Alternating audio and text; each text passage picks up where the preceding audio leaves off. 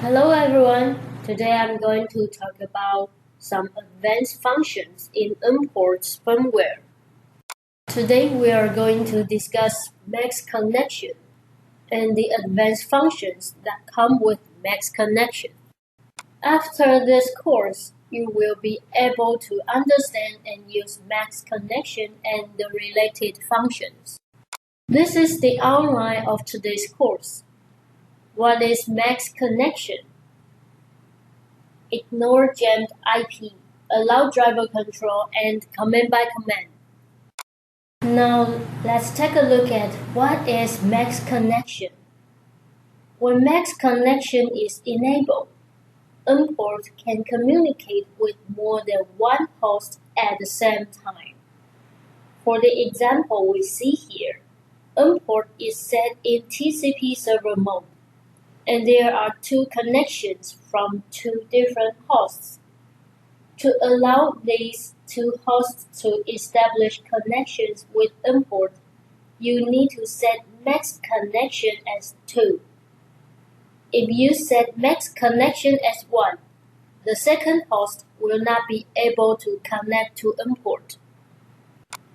However, enabling max connection led us to some situations that we had to deal with. Below I'm going to show you 3 situations, and then I'll show you how we solve them one by one. Situation 1. Now look at this example. There are hosts 1 and 2 in this architecture. In normal situation, hosts 1 and 2 are connected with NPort. The yellow blocks with numbers are the packets to Ethernet. When NPort sends a packet to both host 1 and 2, it makes sure that both of them receive the packet successfully. Then it sends packet number 2. NPort makes sure that each of the hosts receive data at the same pace. But when one host is not responding, the second host cannot receive any more data either. So what can we do? There is a RS-485 bus connected to NPort.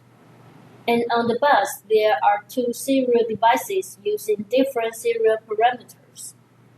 Customer cannot adjust the settings in NPort every time a different host tries to communicate to the device. So what can we do?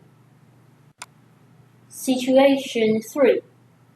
Both host 1 and host 4 send a command to NPort.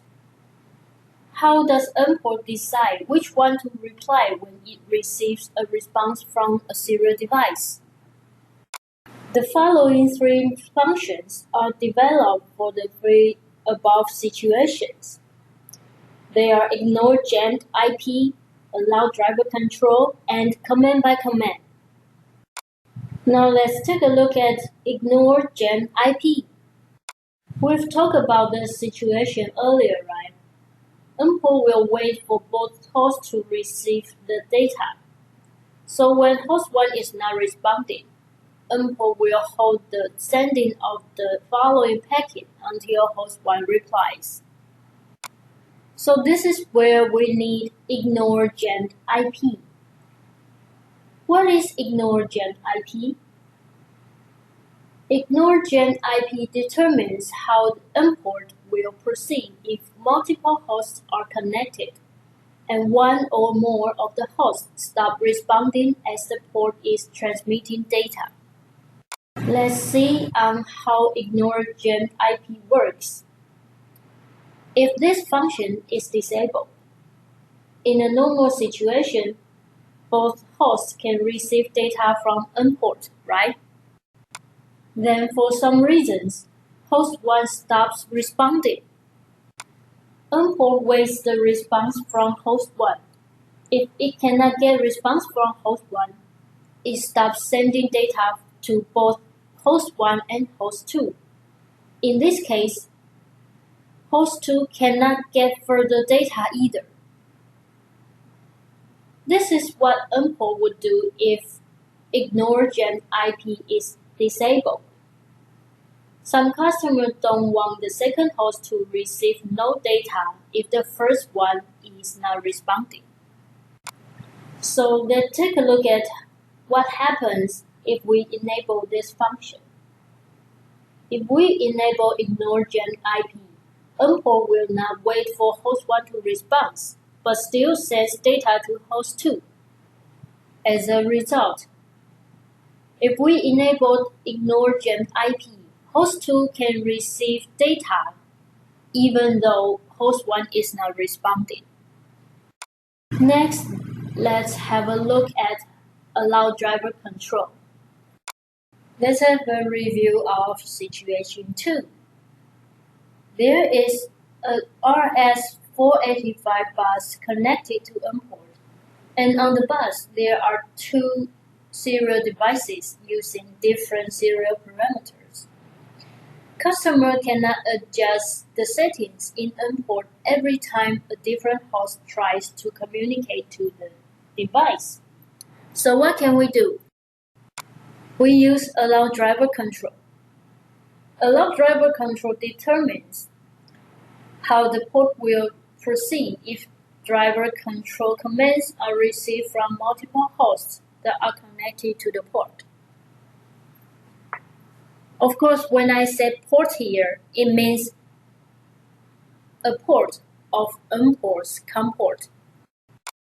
When this function is disabled, the serial settings are set in NPort's firmware.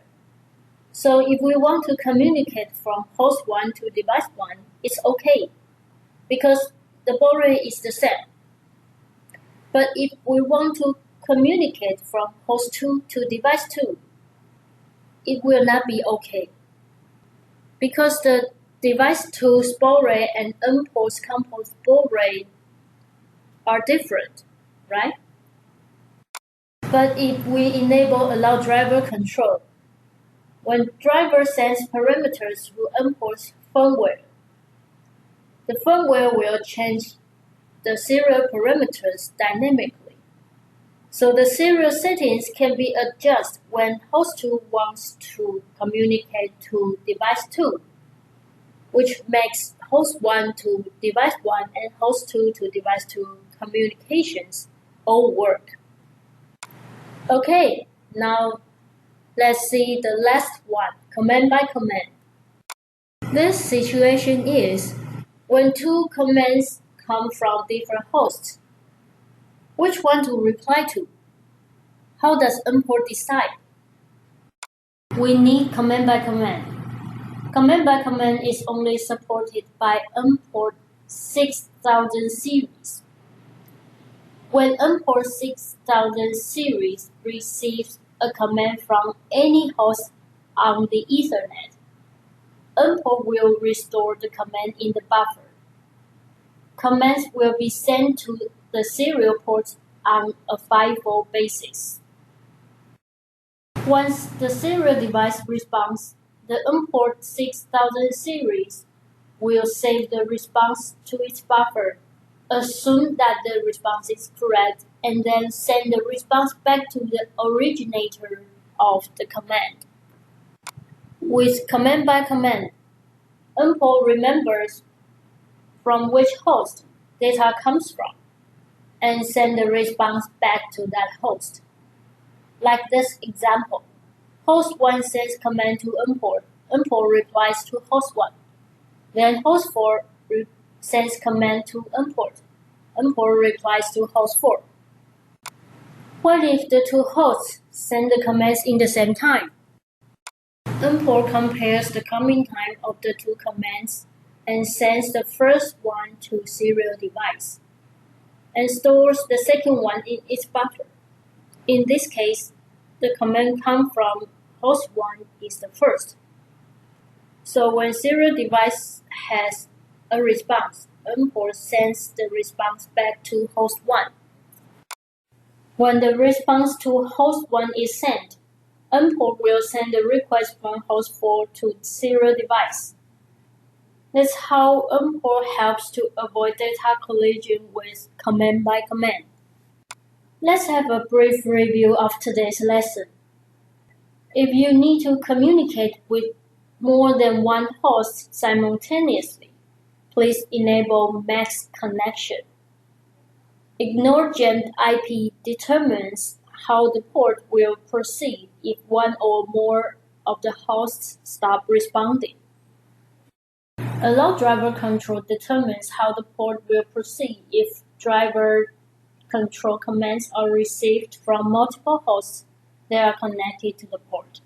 Command by command helps to avoid the data disorder problem and deal with requests in order. That's all for today's lesson. Thank you for listening.